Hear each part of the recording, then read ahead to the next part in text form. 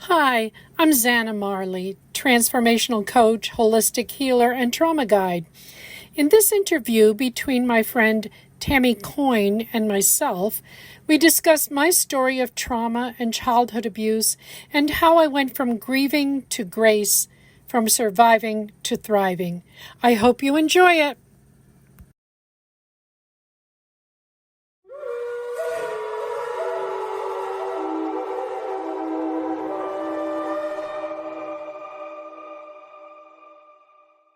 Welcome to the Holistic Pathway, the unscripted conversations on mind, body, spirit, and entrepreneurship, a brand new video series where we dive deep into the holistic integration of life and business. I am Tammy Coyne, your holistic alchemist, helping you change pain into possibilities and possibilities into purpose.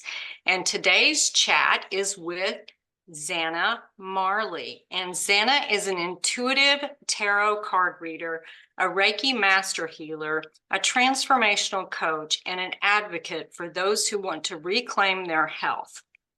After being widowed at an early age, Zanna raised her 3 children, earned a Master of Divinity degree from the United Theological Seminary, and began her professional career as a pastor.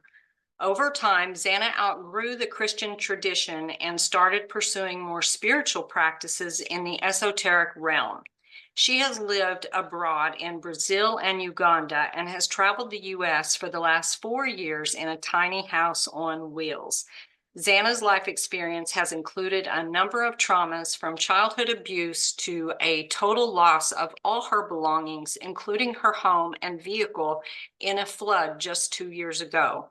The presiding characteristic of her life has been learning how to move past trauma, going from surviving to thriving, learning and growing from those traumatic events. Zanna has subsequently developed a program for other trauma survivors called Stepping Out Unchained. This program leads female survivors of trauma to grow, transform, and step out of the chains of their past and into their brilliance. Zanna currently lives in Reno, Nevada with her husband and 2 dogs. So thank you so much for watching, and stay tuned for the conversation. How great to see you. Oh my gosh, yes. It's Yes, so yes. funny. I think the last time I saw you was around 2020, and I think you were just about to go on the road in your tiny house or something, Yes. and I was moving back to Oklahoma, and I'm now back in Arizona. So, man, what a ride it's been since I last saw you. I know. And the most amazing thing, I was telling my husband, um, we met because you came to my home because I was selling a number of my books and items from my healing center. Yep. And we got to talking and became instant friends.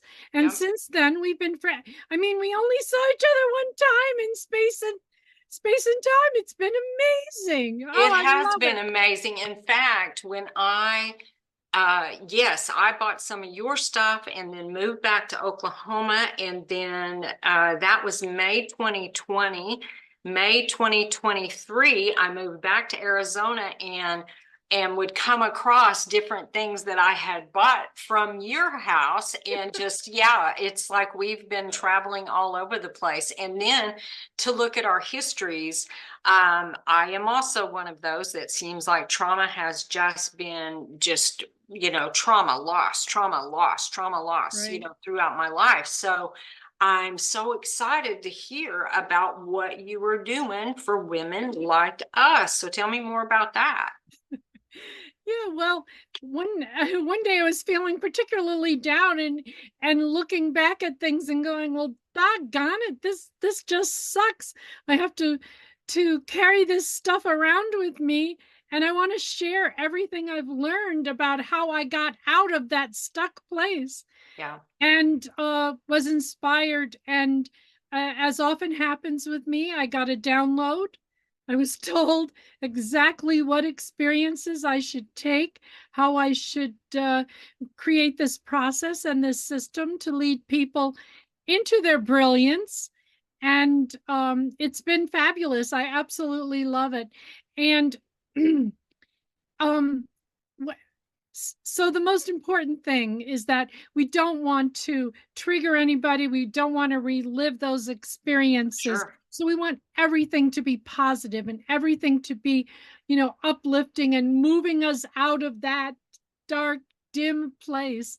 So it's really important that we do that and we keep our vibration high, and we remember what the prize is, keeping our eyes on the prize, not That looking back. is that is amazing. And I have looked at my journey a lot as strengthening, and everything I have gone through, regardless of the pain level of what I have gone through, it has all been strengthening me for the next thing that was coming.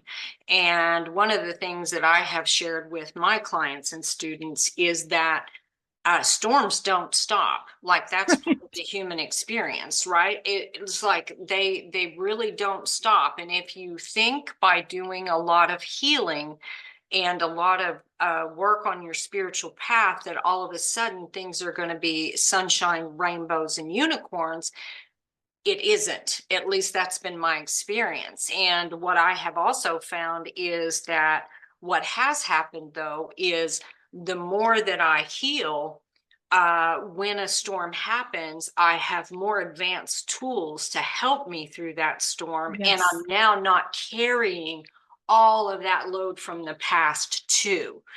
So I it's agree. quite a journey. So golly, yeah. So you went from, if I remember right, well, you've been all over the place, because I know you were in New Mexico for a while, right? And That was then, the last place we were in when we left and came to Reno. Right. yeah. So how are you liking it in Reno? I love it in Reno. The people here are really amazing. I feel so welcomed, and they're very inviting, and they're really genuine and authentic.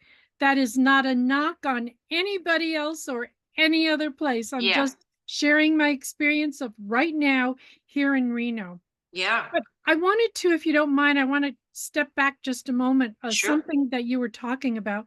So this morning, as I was making my breakfast and thinking about how excited I was to do this today, I realized that one of the things we don't talk about or think about, but I really think it's important to remember, is that we who have had many life experiences that are challenging, Yeah. truly challenging, um, if we can look at ourselves as miraculous warriors, and Mhm. we are called into these kind of traumas and challenges. A Yeah. lot of people don't want to hear that, but I'm here to tell you the reason you have experienced it is because you have something special inside of you Mhm. that can figure it out, that can lead others. And so this is a part of our purpose and part of our mission. And I think it's through these challenges, um, and all of these monsters that we've slain, that we start to realize, yeah, this is okay. I'm Yeah. learning how to do it. I know how to help other people do it. And my gosh, maybe that's what my calling is. Even if it's not in a formal way, we all can help each other. We listen to our sisters and our brothers. We hear their stories. We put our arms around them, and we can share what's happened to us and help them through it. But I think we are uniquely called into these challenges so we can work our way out, Mhm. figure our way out, and help other people. Well, And a hundred percent. Yeah, absolutely. there are people who are still kind of stuck, and there might be people who are hearing this who are going, that is just BS. I don't want to hear it. This life is really hard. I'm challenging you. I'm saying you are a divine creature. You're Yeah. given these amazing things inside of you that you may not yet be aware of, but are there to help you and to help others. So please love yourself. Love yourself through all of these moments, because you're special. And these are special moments. Hard, difficult, can't sleep. Sometimes you can barely breathe, but I'm telling you, there's some amazing thing, some amazing key, some amazing, wonderful thing in the midst of it. 100%. That was exactly what my point was around strengthening. Right. Because every bit of strengthening I did when I go back through my life, I even used this example the other day. I used to be terrified to speak to people. Like if I had to stand up and speak in a meeting, or the very idea of being on a camera, like I would physically throw up. Like it was just not something I could do. And so even something that, and that's a like a number one fear, right? Public Right. speaking. But even Right. not even thinking about all the trauma and abuse I went through, but thinking about even just regular life kind of things. Every one of those experiences that I went through were strengthening me and preparing me for the role that I now play. And when I went through spiritual awakening, the big one I call it, in 2014, I received guidance as to what I was here to do. And I was like, you what? Like I am what, how am I supposed to do that? And it was so clear but so cryptic. Like I still didn't, I'd never been an entrepreneur. I didn't know how to do that. I had never been a coach. I didn't, I mean, and yet I had, you know what I mean? I have a master's in counseling. I've helped people since I was a child. I've always known that I was supposed to help people. It was probably about a year after that first one, I got another message that said, you are here to be a lighthouse for the lighthouses. And I was like, what does that mean? And so it's always this journey. We are getting these messages through synchronicities. We get them through uh, animals that show up. We get them through songs that come across, or overhearing a conversation from someone. And all of it is giving us these pieces to this very complex life puzzle that we're walking through. And I know, at least for me, and it sounds like for you too, we've been called in to use these life experiences that we've had, plus the gifts that we've received or that we've honed or remembered through this process, to be able to help other people who maybe haven't, who may be two steps back on the journey from where we are. Right. Maybe we've already walked through that part, and to help them get to the other side of it. And I think what you've said is so perfect, because one of the roles that we play is to reminding people of their value, reminding people of their divinity, reminding people of just how that there is another side, that you take a Right. step, and even though it feels like you are, stepping into the abyss and there's nothing there to catch you, there really is another side to that. Yeah, Yes. it's amazing. Absolutely. And all of us seem to have, we have a similar, not all of us, let me be clear. I've done some videos on, betrayal and things on the path where you need to use a lot of discernment. But a lot of us who are here to use what we've walked through to be able to help people often have very similar messages, but because we have a very unique story, I believe that our voices are particularly tuned, so the people that need our particular help can Yes. hear the message from us, and they might not hear it from the 10 other people they heard it from. I agree. I If that makes totally sense. agree. Yeah. It's like it's like when your mother tells you something and you do, and she tells you and tells you and tells you, and you don't believe her or don't listen to her, but let the neighbor tell you, and all of a sudden it clicks, right? It's the same sort of thing. Yes. Same It's sort of thing. Yeah. whose voice resonates with us, whose story resonates with us, Yeah. whose face resonates with us, Absolutely. and so yeah, I agree.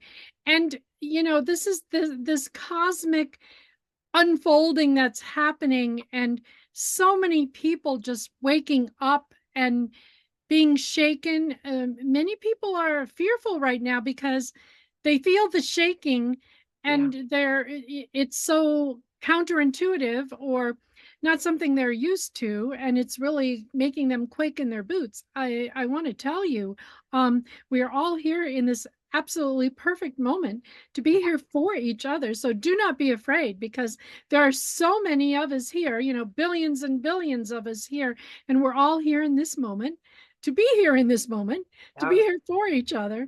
And that's the glory of this moment, and of sharing with other people. And I'm so excited because I cannot see the future. Every now and then I get a glimpse, but I know, I feel the future, and I feel the positivity of it, and I feel the love, and I feel the feminine divine, descending, and just enveloping the world. And it feels so good, and it feels so good to know that there are new people, many, many, many new people who are coming into the realm with us. And I say, let's hold hands, let's link arms, Yeah. let's be here for each other. Well, that's so true.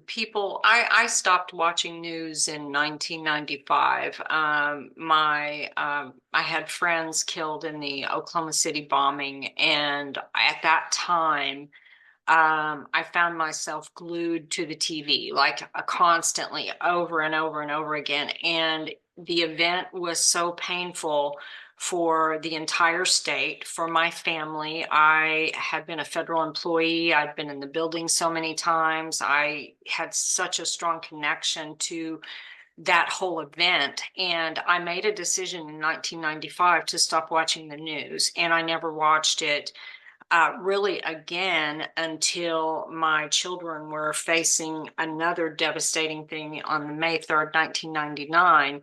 We were nearly killed in the May 3rd F5 tornado that went through Oh Oklahoma. my.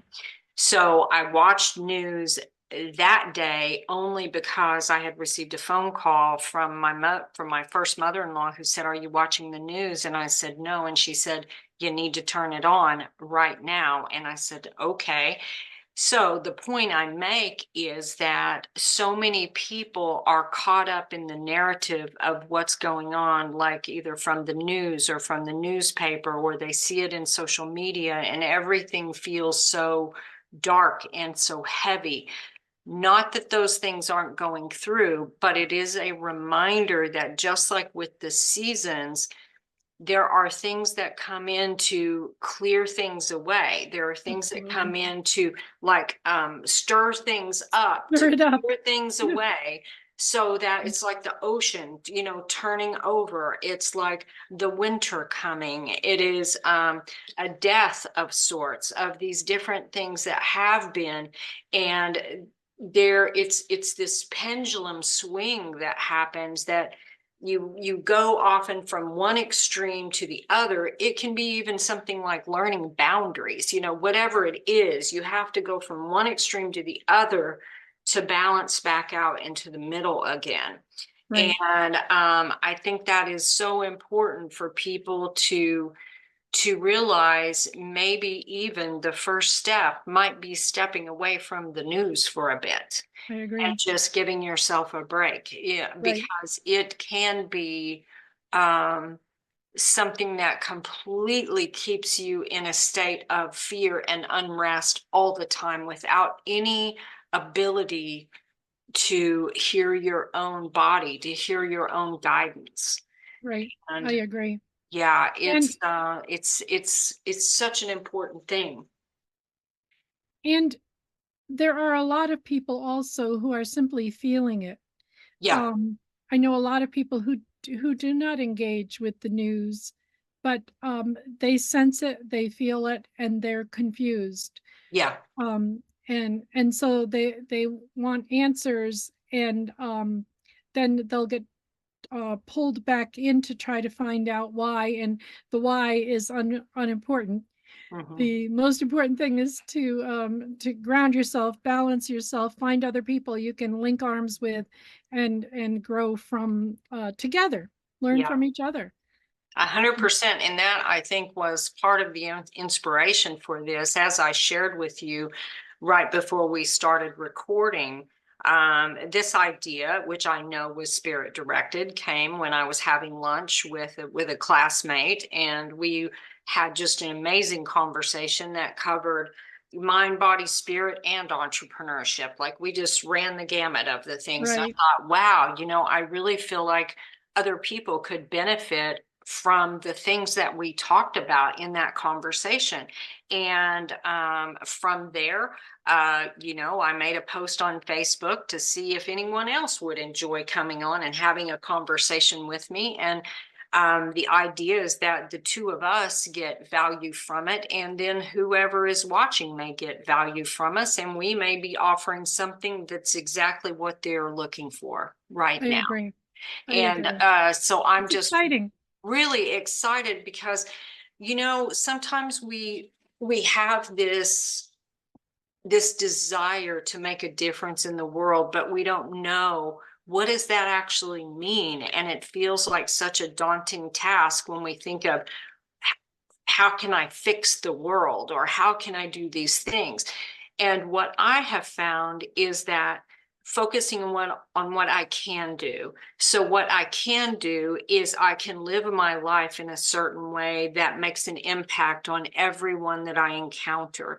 And then maybe I work with one person or a small group of people, and I help them and help make a difference in their life. And what they learn then impacts people that they reach. And that is, for me, the ripple starts with me, and then it begins to ripple out to everyone I come in contact with. And I feel like if we instead of looking at the whole world thinking, oh my gosh, how do I do that, start with us and say, okay, what can I do for me that will then impact the people around me, and do it from a pure heart, and from a place of kindness and love, and making a difference.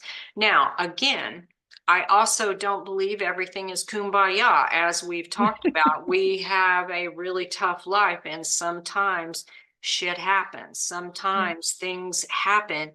And I've often said, I will always be one that's holding hands around the world. And sometimes I do have to go to the middle and fight, whatever that looks like. And it's a challenging human experience that we are all on, and finding others that we can talk to about what we're experiencing, I think, is just the greatest thing. So, I'm so glad you brought that up, and I apologize for my dog. Um, so this 4-year experience, we sold our home in Arizona and we bought an RV. And when we did that, our intention was, rather than trying to pull people into our wellness center there in Mesa, Arizona, to take what we were doing out to the world, to go to parks, to go, to churches, wherever.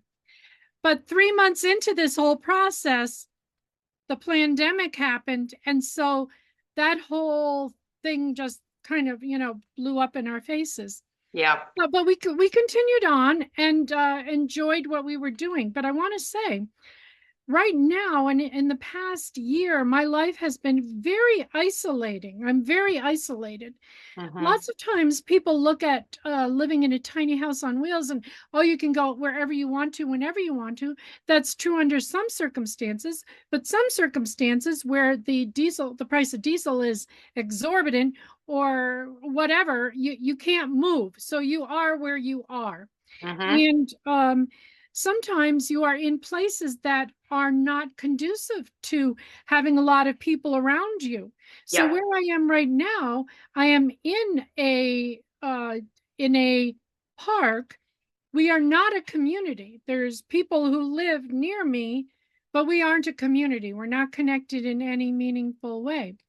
So there's a lot of people who are dealing with what I've been dealing with for the last year or so, where we're surrounded by people, but we really don't have any deep connections. Mm-hmm. And we can't hear and feel what other people are going through. We don't have the, ways to communicate. Now, certainly online, that's true. But I want to say one thing that I've learned through this experience, and that is that you mentioned how we can start where we are and we have to start with ourselves. Mm-hmm. And that has never been so important to me because I can't step out my door like I used to be able to and walk across the street and speak to my neighbors, Yeah. um, or go around the corner to the crystal shop. And at any rate, that's not available to me. So, learning to be okay with myself and recognizing that everything I do, even though it doesn't seem like it's connected to anyone else, it is, and I am. And Mm-hmm. it's just as vitally important as those things where we're actually helping. We can see that we're serving somebody. So, eating well, taking care of my health, um, making sure that I feel good and I'm vibrating at a high frequency changes what's happening around me, even though I may not see it. Don't talk to anybody who's saying to me, "You're making a difference in my life." I have to know that I am. So, those people I would invite who might be viewing this, who feel, "Oh, I'm so alone." You're talking about you being, with people, with clients, talking to people, and that's not my experience. I want you to know that your experience and what you're going through does impact us because we're all connected. We've learned this through quantum entanglement. Yeah. Everything I'm doing is impacting you, and everything you're doing is impacting me and all those around us. So let's be mindful of how we're caring for ourselves, the um, the language we speak to ourselves, what Yeah. vibe we have, what our frequency is, and find those things because they're so available now Yeah. to help us stay at that high frequency and help ourselves. We don't need to go to a therapist any longer. You do not need to come to me to heal yourself. Oh my God. Y'all can heal yourself. Find the way and do it. And by healing yourself, you're helping all of us to heal the world and heal each other. And so that's my invitation to you. Well, I think that's a great point. And, looking back over the journey that I have walked, a whole lot of it has been very isolating, from the time I was a small child, because there was, again, a lot of trauma and abuse in my life, and there wasn't anyone that I was able to talk to about any of those things. So it was very isolating. I looked like I was living one life. I was living a completely different life at Yes. home and inside. Through the spiritual journey, I've been isolated through a lot of it. There have been times where I know there was probably a full year where I had no human touch whatsoever. And the only and no animal touch, no nothing. Like the only interaction I had was with someone at a convenience store. Mm, Now I had some with people like on a phone, maybe, or online, maybe, because during that period of time I was doing a lot of live streaming. But again, it was going out, there wasn't anything coming in. right. And so the what I found, and we both do, again, it's kind of similar work. What my signature program is called is Unboxing Your Authentic Self. Because what I found was that I had so many experiences in my life that disconnected me from who I was authentically. I didn't even know I wasn't being authentic. Like you develop these personas and these identities through different roles that you play, or different communities that you're in, or different jobs that you're in. And you begin, oh, well, hello, puppy. And you begin to really lose sight of who you are and what you're about. And so I spent so much time really getting to know myself on a deep level, really healing myself on a cellular level and a subconscious level, so that what I emit when I'm walking around or when I'm driving around or when I'm speaking to people, my heaviness doesn't weigh down everyone I come in contact with. Right. Which, when you're someone who has a lot of trauma, a lot of death, and that kind of thing, we can carry a very heavy, Yes. strong heaviness around us that repels people.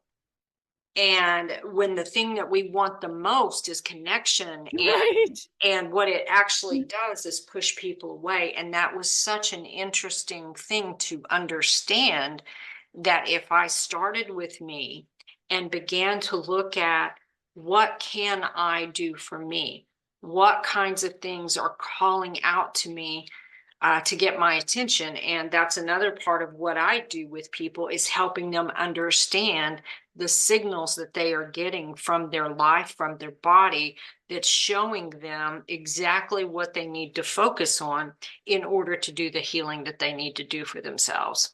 Right. Yeah. And that's a hard place to no, it's difficult to start when you don't know what Mm-hmm. the signs are, what the signals are, Right. what does this really mean? And there's so many ways that we are influenced, and so many ways that we are getting signs and signals and symbols all the time. Mm-hmm. So that's very, very worthy work. That's Yeah. really very positive.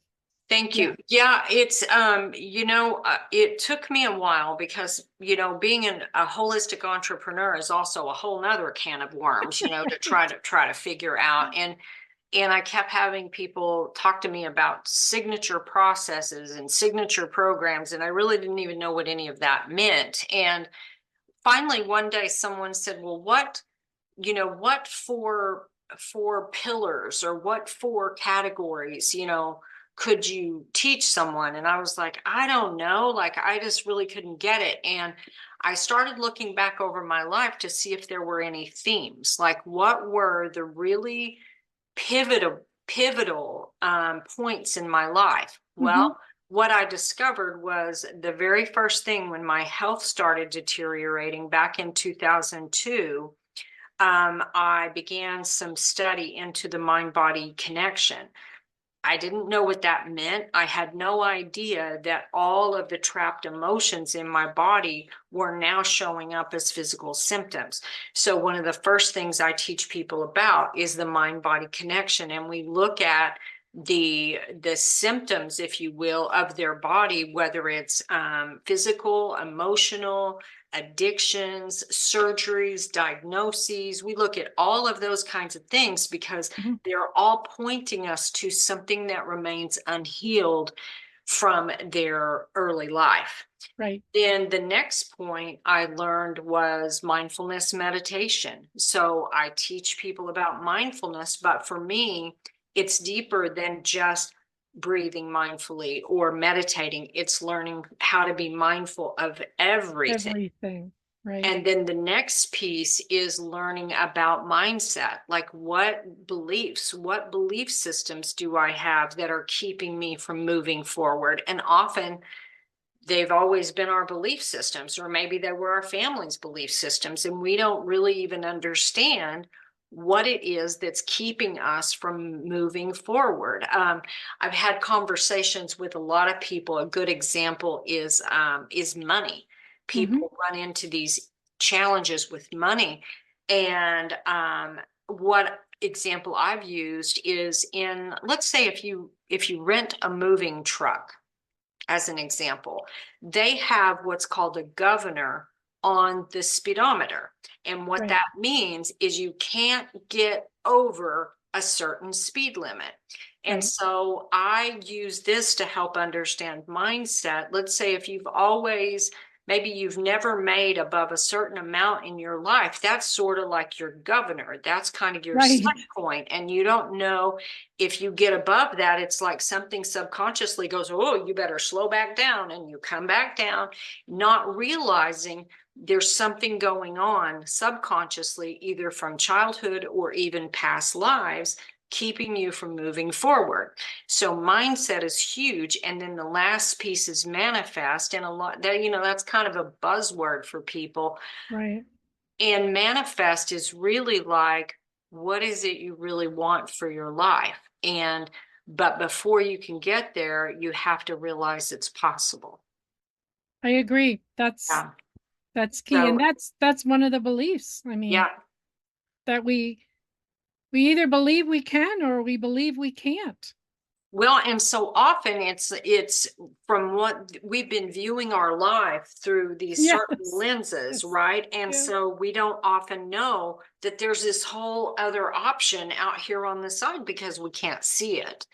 And that's part of, I know what my role has been is to help people see the things that they have not been able to see before. And that Right. creates the possibilities, you know? That's so I lived in Uganda for a while and I lived in Brazil for a while. And I lived in Brazil when I was much younger and Uganda later, not that long ago. And so the reason that those experiences were so important to me was that um, I was in the same setting with various people, and what they were experiencing at that moment that we were together in that same setting was very different from what I was experiencing. And I just love that tug of war. No, it's not a tug of war. That's the wrong word. That um, being in space with somebody who we can look at the same sunset and they can tell me what they're seeing, and I love how it informs me and it makes me go, wow, so you see it that way and I see it this way. So it expands my understanding of possibilities and opportunities, and then it broadens what I understand as possible. And 100%. that has been so unique. When I was living in Brazil, I was a young person, but I had already formed very clearly my socio-political sensibilities, which were rather counter to my parents. But at any rate, I was sitting at a welcoming dinner, a long table, a gentleman at the far end of the table opposite me was very involved politically in Brazil, and he was a socialist, and he had real problems with the United States. And at that moment, sitting there, I represented the United States, which was far removed from what I understood who I was, because Yeah. I didn't. That's not what I was there doing. But at any rate, he saw me as the United States, and so we had this very deep conversation where he was saying, well, what about the way you do this and the way you do that and the way you, and I just it opened my mind up so much and helped me so much to understand the healing that needs to take place between people. And Mhm. that's when I started getting involved in mediation and conflict resolution and helping people to see we are the same. I Yeah. am you, you are me. There is no victim, we're all victims. There is no offender, we're all offenders. And bridging that gap. So my early work in my career was doing that conflict resolution. And that just changed everything for the rest of my life. The work that I do, it all is conflict resolution because, quite frankly, any inner healing that we're doing is a resolution with the conflict in our head, the Yeah, war going on in our head for with sure. ourselves, who I think I am, who I really am, who I want to be, why I'm not that now, what all of those things. It's really kind of the same work. So, I I I love all that you shared. We have another synchronicity. So when I worked in the federal government, which I worked for several different agencies. At this point, I was working for the Federal Aviation Administration and went through federal mediator training. And so that's something that was really wonderful, because to be able to witness two people having a conversation, both are hurting and neither are hearing what the other person is saying. And they may be saying the exact same thing, but they're using different words. That was interesting. Of recent work, I assist another coach who actually does diversity, equity, inclusion work for corporations. And I started thinking as you were talking, one of the analogies I've used, which is very simplified, but if you have, let's say, a large skyscraper and you have three people each standing at a different point, their vantage point, even though they're looking at the same thing, is going to be different, and they can offer value and show you something that you're not even seeing about the same building that you're looking at. You Right. know, when I was 10 years old, it was no, let's see. Yes, 10 years old. It was 1975. And I was involved in busing. And what busing was, for anybody who's watching who's too young to know what that is, what that meant was they were attempting to integrate white children with black children with white children. So I was bused from the white side of town to the black side of town to go to school for the 5th grade. And subsequently, some of those children were bused to my side of town. So we were kind of passing each other on the highway, right? And it was kind of a crazy time, because if you missed the bus, there was no way to get to school. If you got sick, your parents had to, go to another side of town, much out of the way, to pick you up. But all of those things considered, it was one of my favorite times that I'd ever gone to school. And I have experienced a lot of diverse experiences in my life. When I was in probably junior high, my best friend's mom was a lesbian, and you didn't hear that word. People didn't talk about that. So I had that exposure. Then, I married a Native American and had Native American babies, so it's like there's been a lot of interesting things and points of views that I've heard, that I've seen, that people have assumed. And sometimes all it really needs is a conversation and the willingness to actually hear what the other person is saying. And instead of having a rebuttal for it, how about just Right. go, let me see if I can put the glasses on that you're viewing the world through, and let me see if I can see that too. Right. And come at it from a place of curiosity and willingness, instead of a place of I'm right, you're wrong, Right. which is what so Right. often happens. Right. So, And yeah. and I think that right now is very pervasive out in society and culture. And I think that excuse me, that sometimes we take that in, and we sort of inherit it, and we start doing it with ourselves, Yeah. and we close off the opportunities, um, the possibilities that our brain kind of knows are there Yeah. because of comfort. We don't want to be uncomfortable. And Mm-hmm. you and I, we run in the same circles, and we share so much in common.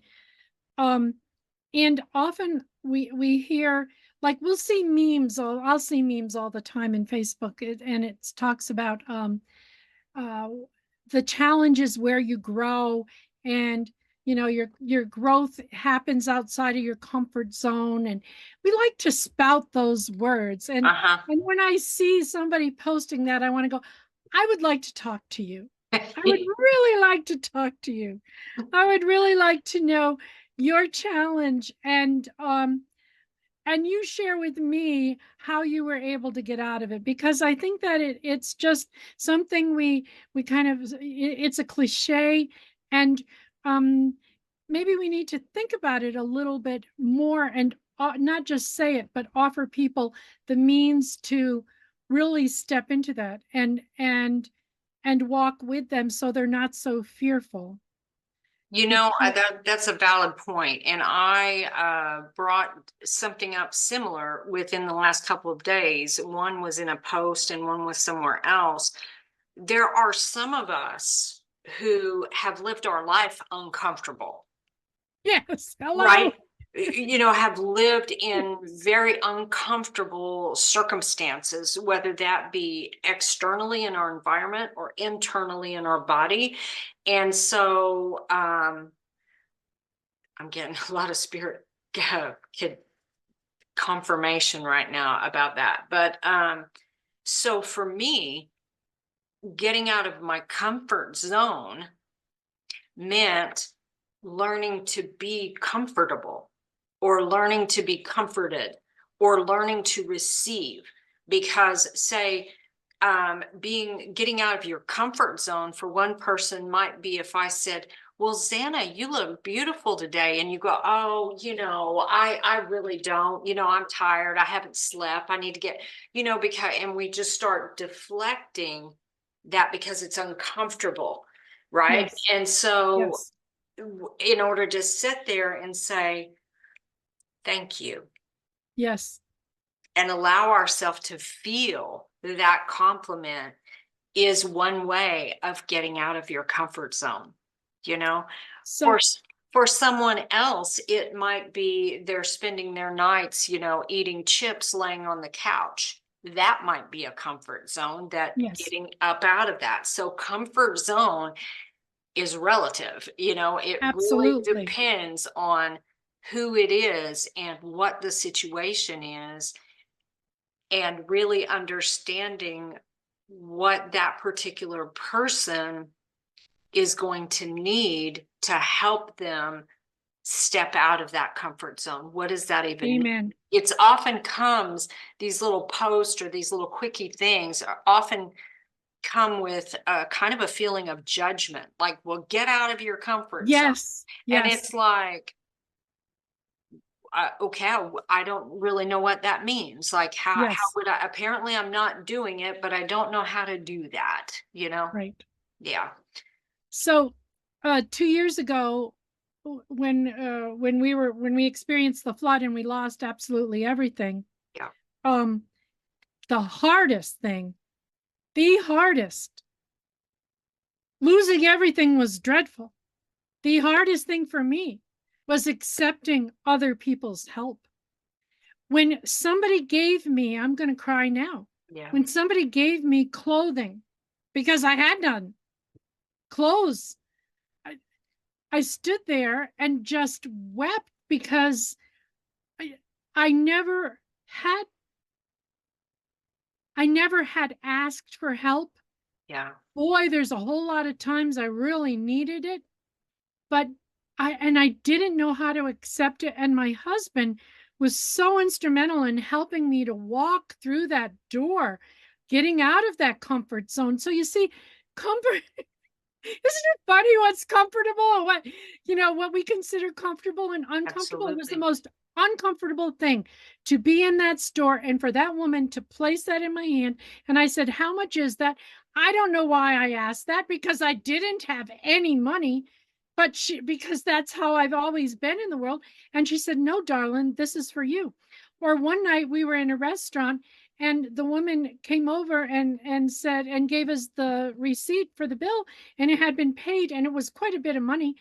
And it was some people on the far side of the restaurant who somehow heard that we had lost everything. I don't know how they found out. We never spoke with them. I don't know, but they paid for our dinner. Hmm. Um, yeah, comfort zone is not two words that have little meaning. It's very, very deep. It's a very deep subject, a very deep well. And let's offer people a way to think about it, or a way to get out, or something more than just a meme that's put up there to make you feel badly, because you cannot get off the couch and out of that bag of chips, because you can't, because you just absolutely can't. Been there, done that, can't do it, can't do it, can't And imagine doing it. You want to do it, and then sometimes you don't even want to do it. for sure. I have a little example that may resonate because, what you've gone through, um, to be able to experience that and recognize for yourself that it is okay for me to receive, is very different than feeling like you are entitled to receive. These are also very different. There was a small version. I went through, this was probably 2017, I suspect. I was sitting in a house waiting for it to foreclose. There was no furniture. There was no anything. I had a few boxes left. That was it. And I was just sitting there waiting. And I had somehow managed to get about, I don't know, $3 or $4 together. And I went to McDonald's at that time to get something to eat. Well, to back up, about a week before that, I had learned about what's called the law of receptivity. I didn't know what that meant, didn't know what it was. And basically, I started becoming mindful of how often in my life I said, no, thank you. No, thank you. Without even knowing any details, no, thank you. No, thank you. Whether it was a compliment, no, thank you. Whether it was someone buying my meal, no, thank you. Whatever it was, there was this thing in my head about being obligated. Yeah, don't want to feel obligated, or I don't feel worthy of receiving, whatever it was. So I started, and at that point, I was in 7-Eleven pretty regular at that time. And I would go in and they would say, would you like a receipt? And I would say, no, thank you. So this particular week, I said, thank you. And I took the receipt. They said, would you like a cup holder? And I said, thank you. And I took the cup holder. By the end of the week, I had so many damn receipts and cup holders, I didn't know what to do, but I was learning, right? I was learning how to do that. So fast forward to the day that I'm talking about, I was in line at the McDonald's. I order my food, and I want to say it was like $3 and something or whatever. I get to the window to pay, and the woman says, oh, the person ahead of you paid for your food. And I immediately felt panic. I felt panic. I felt guilty. I felt like, oh my gosh, I don't have enough money to pay for the person behind me. I'm just in a complete meltdown in the drive-through. And at that moment, I remembered I had been practicing the law of receptivity. And I've mentioned this before. I held out my hands and I said, thank you. I am open to receive. And tears just fell out of my eyes, because it was in that moment that I realized that it was okay for me to accept a kindness from someone I didn't even know. And it didn't mean that I had to repay it in that second. It meant that I repaid it sometime before, or I would repay it sometime in the future. And recognizing that it was okay for me to accept such a gift from someone. And that, for so many of us that have walked a life that has not been comforting, has not been comfortable, there are things like that that are how you learn to get out of your comfort zone, by learning how to receive. Right. And as you were telling that story, I was reminded that a lot of it also, in my case, was, and I can't get too deep into it because we don't have a whole lot of time, but when you're in an abusive situation, and you learn that it's set up to sound like you're giving, but they're taking. Yeah. And or anything that you're given has a price. That's right. There's a price tag. There's an attachment to it, and you're going to pay a price. And sometimes it's deadly, and sometimes it is manageable. And so there's also that. So, our abuse and the triggers from our abuse and what we learn from our abuse, I'm discovering with age, I'm just finding it in all of these little what seem insignificant moments in my life.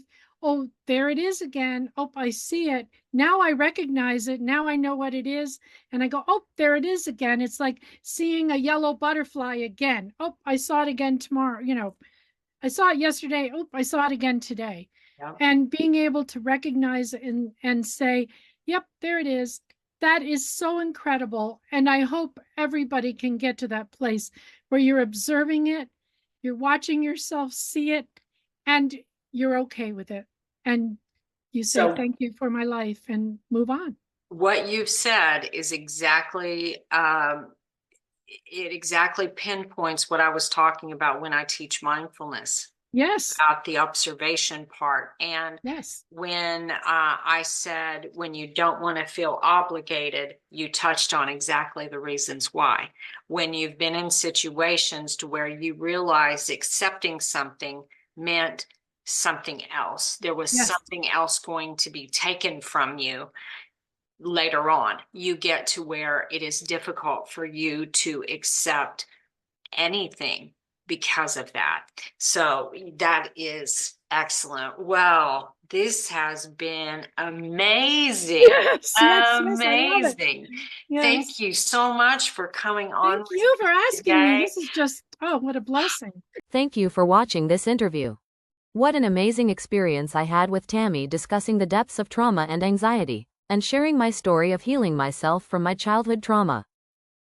I hope this conversation empowered you to unpack the trauma or abuse you may have experienced in your life.